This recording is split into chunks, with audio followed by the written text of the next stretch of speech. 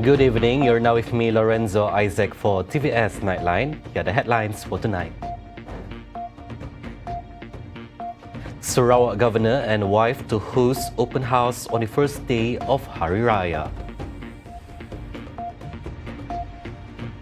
PSB PDP merger signifies confidence in the Premier of Sarawak leadership.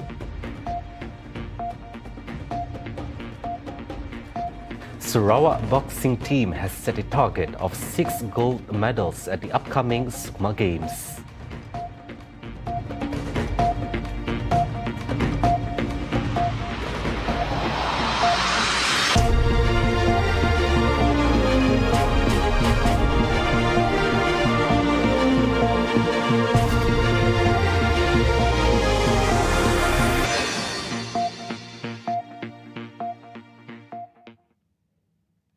Head of State Tun Berhad Sri Dr. Wan Junaidi Tuanku Jaafar and wife Toh Puan Fauziah Muhammad Sanusi will be hosting an open house on the first day of Hari Raya at the Astana Negeri. In a statement published today, the open house will be held on the first day of Shawwal at Dewan Besar from 9 a.m. to 4:30 p.m. The public who wishes to attend are advised to wear appropriate attire for the event. Wan Junaidi and wife will also be receiving visits from ministers, members of parliament, MPs and assemblymen, including other dignitaries, heads of departments from the government and private sectors, as well as members of the public. On the same note, the head of state and wife also took the opportunity to wish everyone in Sarawak Selamat Hari Raya Aidilfitri, Maaf Zahir dan Batin. The merger of Parti Sarawak Bersatu PSB and Progressive Democratic Party PDP is regarded as an endorsement of the leadership of Premier Sarawak, Datuk Patinggi Tan Sri Abang Johari Tun Openg.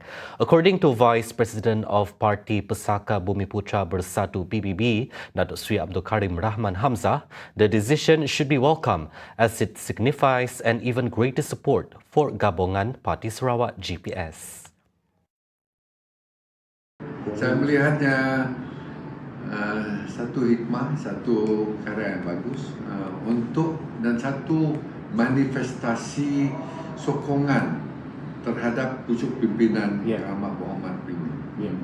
Kalau cara pimpinannya tidak baik, takkan parti pembangkang pun sanggup membubarkan diri sendiri untuk masuk ke parti dalam kerajaan untuk memberi sokongan. He said this in response to the recent dissolution of PSB and its merger with PDP.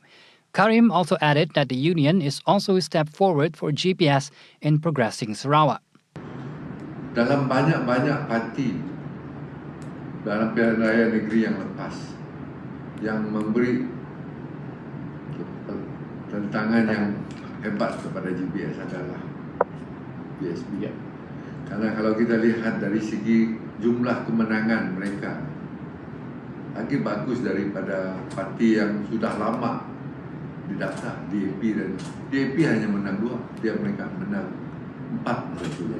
Kita perlu melihatnya secara holistik bahawa ini adalah satu perkara yang bagus. Dan bukannya kerana mereka hanya timbul hanya untuk pilihan raya, tidak. On Saturday, PSB was officially dissolved and 3 of its leaders, including former President Wong Soon Koh, have been named as Vice President of PDP. The Sarawak boxing team has set a target of 6 gold medals at the upcoming Malaysia Games Sukma 2024, scheduled to take place from August 17 to 24th. President of the Sarawak Boxing Association Sabah, Datuk Rahman Lariwo, said that the target was set by the Sarawak Ministry of Youth, Sports and Entrepreneur Development and is confident that it can be achieved based on the current performance of the athletes. Sukma kita sudah ready, Sarawak team is ready to fight. Sarawak kita dah lama dah bersedia, petinju-petinju kita pun dah kenal pasti. So Sukma team Sarawak memang sudah ada. Mereka pun turut bertanding. He told this to reporters during a press conference at the 2024 World Boxing Championships earlier today. Commenting further, Rahman said that the final training of the SWA Sukma boxing team will be conducted in southern Thailand, Indonesia and the Philippines. He added that preparations for the event are underway, including participation in WBC 2024 to ensure optimal preparation. This edition will also see sporting events for women involving a total of 16 categories, including 12 male categories and 4 female categories. Chief Political Secretary to the Premier, Fazruddin Abdul Rahman, said he'd leave it to Gabungan Party Sarawak GPS Supreme Council on the en-bloc acceptance and status of Parti Sarawak Bersatu PSB into the Progressive Democratic Party PDP. Kita tunggu Majlis Tertinggi GPS. Kerana saya pun baru membaca laporan akhbar semalam dan belum lagi melihat apa-apa kenyataan rasmi daripada ahli tertinggi GPS, mesyuarat tertinggi GPS.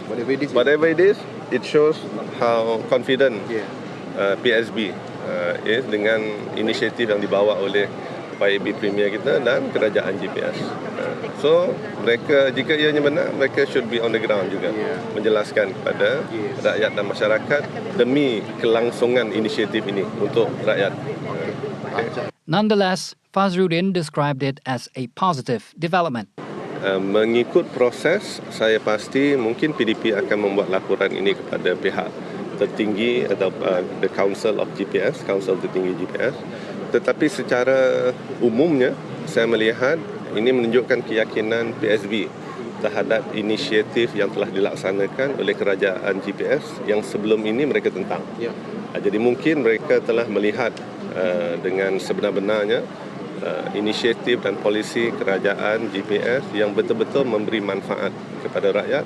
Maka sebab itu mereka yakin dan menyokong sepenuhnya kerajaan GPS. Dan juga kita, jika ianya benar, kita juga mengharapkan mereka untuk turun on the ground menjelaskan kepada masyarakat tentang betapa bagusnya inisiatif kerajaan GPS ini. Bermula dengan ketiga-tiga adun. Brunei has agreed to extend the operating hours of all immigration control posts in northern Sarawak from 10 p.m. to 12 midnight starting today until next week, April 15.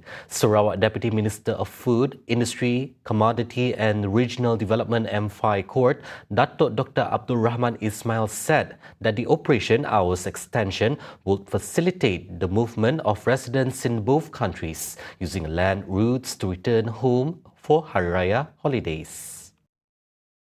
He mentioned that the extension of operating hours involving 4 immigration control posts, namely the Ujong Jalan Control and Inspection Complex, Kuala Lurah Temporary Immigration Control Posts, Labu Temporary Immigration Control Posts and the Sungai Tujuh Immigration Control Posts.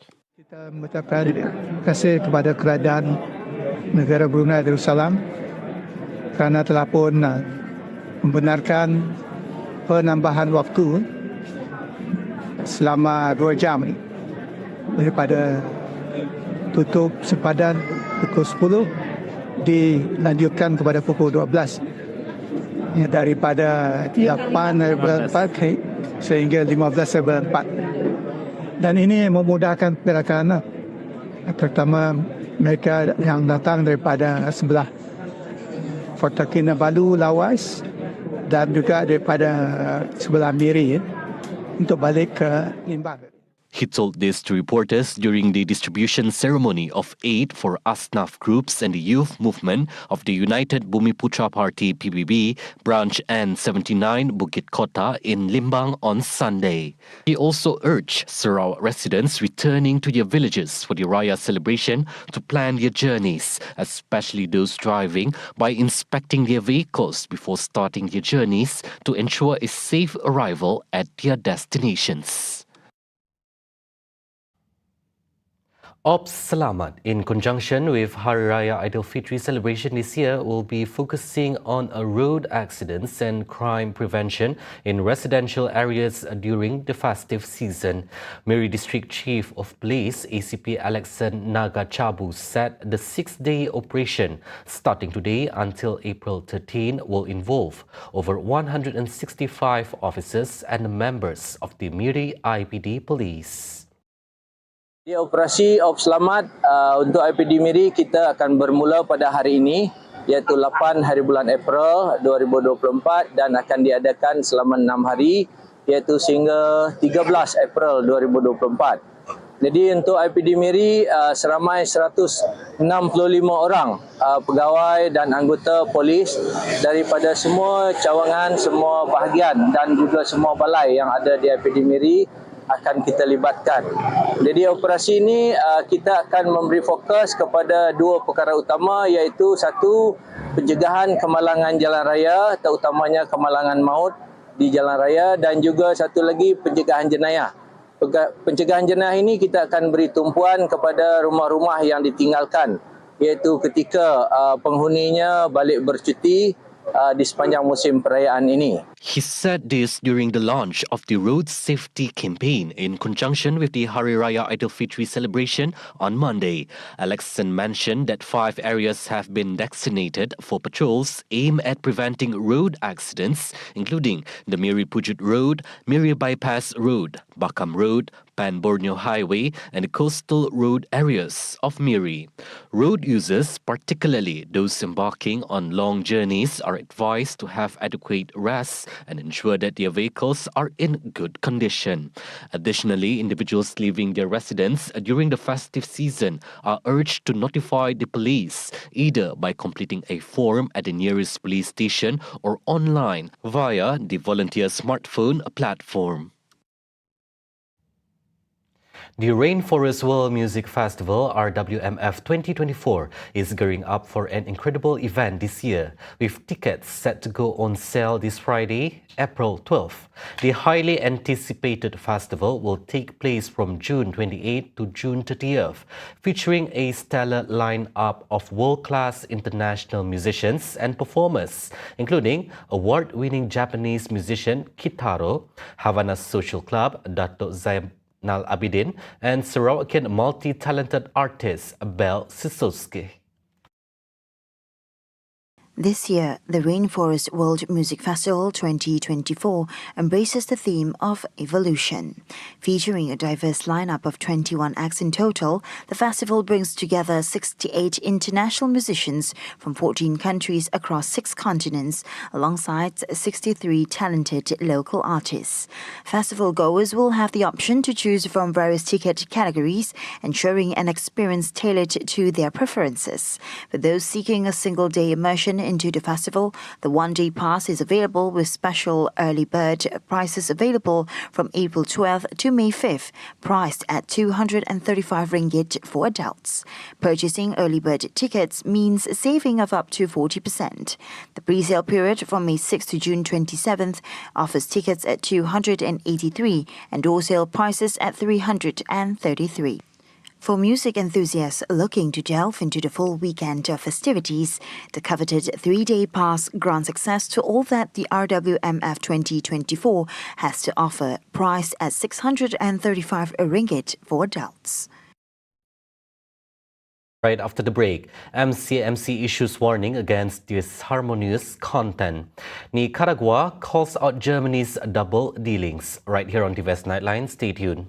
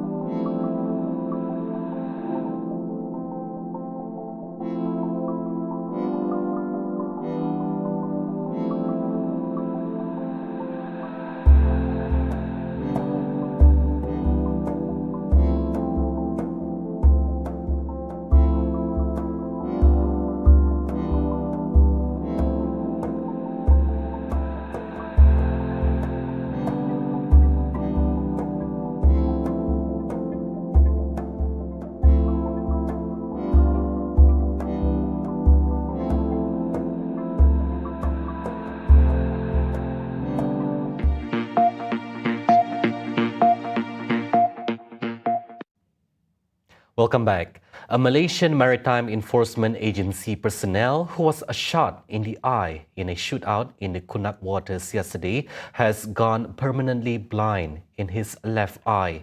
MMEA Director General Maritime Admiral Dato' Hamid Muhammad Amin said that the 45-year-old maritime Petty Officer Zainal Abad Komel suffered a bullet wound to a nerve in his left eye. This followed media reports yesterday that 6 MMEA personnel who were on the Ops Pagar Laut Khas operation approached a boat to conduct an inspection. The crew aboard the vessel fired 4 times, wounding 2 of the MMEA personnel. In the 8:40 a.m. incident, at 0.2 nautical miles northeast of Kampung Pangi in Kunak, Zainal was injured in the left eye, while 35-year-old maritime leading rate Prairie de Kuala Jimin was injured on both hands. Hamid said that every member of the security forces who was injured will be given appropriate compensation and other assistance. Meanwhile, Hamid said that after the shooting, the suspect's boat was seen speeding towards the Semporna sector, and the investigation also found that all the suspects were previously at Subaduyong and Batik Parang for cross-border criminal activities, namely smuggling. The Malaysian Communications and Multimedia Commission, MCMC, advised the public against uploading, sharing, or spreading social media content that touches on 3R sensitivity, religion, race, royalty. In a statement today, the MCMC urges any party with any information on social media involving a shoe logo allegedly resembling the word Allah to report it to the authorities, including the Royal Malaysian Police (PDRM) or to the Commission for further action. The MCMC stresses that they will not hesitate to take action if any party tries to take advantage of the issue that could lead to tensions between communities. It added that all parties should allow the Department of Islamic Development Malaysia JAKIM and the authorities to conduct investigations regarding the allegations. Previously, a photo circulated depicting a local shoe company's logo allegedly resembling the word Allah, drawing various reactions from netizens. Following this, Minister in the Prime Minister's Department of Religious Affairs, Dr. Muhammad Naim Mokhtar, in a statement on Sunday, announced that JAKIM was directed to call the relevant parties for further clarification on Monday. A married couple suspected of supplying guns to an Israeli man who was arrested last month were charged in the Sessions Court today with committing firearms offences. 43-year-old Abdul Aziz Muhammad Yassin and his wife, Sharifah Faraha Sheikh Hussein, pleaded not guilty after the charges were read out separately before Judge Sharifah Hasindi Sheikh Omar. Inspector General of Police Tan Sri Razaruddin Hussein said the couple were arrested at a Ramadan Bazaar in Kuala Selangor on March 29. Sharifah was accused of illegally possessing a CZ75P01 caliber 9 Luger, whilst the husband was accused of being aware of his wife's possession of the illegal weapon by being with her. The charge under Section 8 of the Firearms Increased Penalties Act 1971 provides for a maximum jail term of 14 years and at least 6 strokes of whipping on conviction. No bail was offered given that the charge is a non-bailable offence. Suami isteri yang memiliki senjata api kita tuduh hari ini di Mahkamah Kelang. Warga Israel, kita masih teruskan siasatan untuk kita mengumpul lagi maklumat dan untuk kita mendapat apakah motif sebenar. Dia memiliki 6 senjata api yang diseludup kita tahu daripada negara sahabat, daripada jiran. So mungkin dalam minggu ini jugalah pertuduhan ke atas warga negara Israel yang memiliki 6 senjata api itu akan dibuat dalam mungkin lepas raya ke. On March 27th, the Israeli man was arrested with 6 pistols and 200 rounds of ammunition at a hotel in Jalan Ampang. The guns included a 6-sauer, 2 Glocks, and a Smith & Wesson, and were found in bags belonging to the suspect in the hotel room he was staying in. Social media Platform providers Meta and TikTok have vowed to uphold online safety measures specifically tailored for children under the age of 13. Communications Minister Fahmi Fadzil highlighted that the agreement also encompasses monitoring content related to criminal activities such as online gambling, scams, fake news and issues pertaining to race, religion and royalty, referred to as D3R.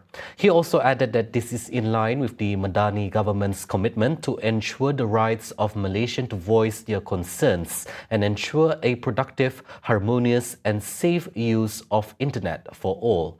Fahmi had previously announced that the Ministry of Communications, Malaysian Communications and Multimedia Commission MCMC, along with various agencies, would convene with social media platform provider Meta today to deliberate on matters concerning online safety.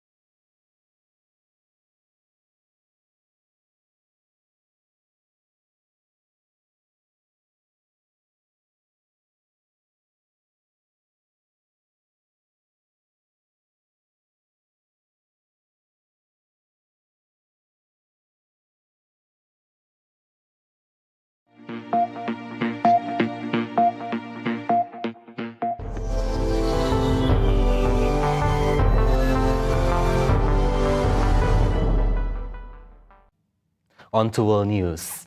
Nicaragua has lodged a complaint against Germany at the United Nations top court, alleging that the latter engages in double dealing. Nicaragua's lawyer accused Germany of supplying weapons to the Israeli government while simultaneously providing aid to Gaza, and as part of its argument, Nicaragua has characterized Germany's action as pathetic. It is indeed a pathetic excuse to the Palestinian children, women and men in Gaza to provide humanitarian aid, including through airdrops, on the one hand, and to furnish the weapons and military equipment that are used to kill and annihilate them, and to kill also humanitarian aid workers, as most recently evidenced by the missile attack against vehicles and workers of World Central Kitchen, on the other hand. Another one of Nicaragua's lawyers, Ellen Pellet, emphasized that Germany is acutely aware of the potential risks associated with the weapons it has supplied and continues to supply to Israel. Pellet suggested that these arms could potentially be used to perpetrate genocide. Germany will respond in court on Tuesday, but has already retaliated against the accusations. Its Foreign Ministry spokesman Sebastian Fischer told reporters that the country firmly denies the allegations made by Nicaragua. Sebastian further said that Germany has not violated either the Genocide Convention or international humanitarian law, and they intend to fully demonstrate this before the International Court of Justice. Nicaragua charged Germany with being aware of the plight of the Palestinians, but are still providing arms and military equipment to the Zionist regime. They also argued that Germany was in breach of the 1948 United Nations Genocide Convention set up in the wake of the Holocaust. At the same time, Nicaragua has petitioned for 5 provisional measures, one of which demands that Germany promptly halt its aid to Israel, specifically military assistance, including military equipment.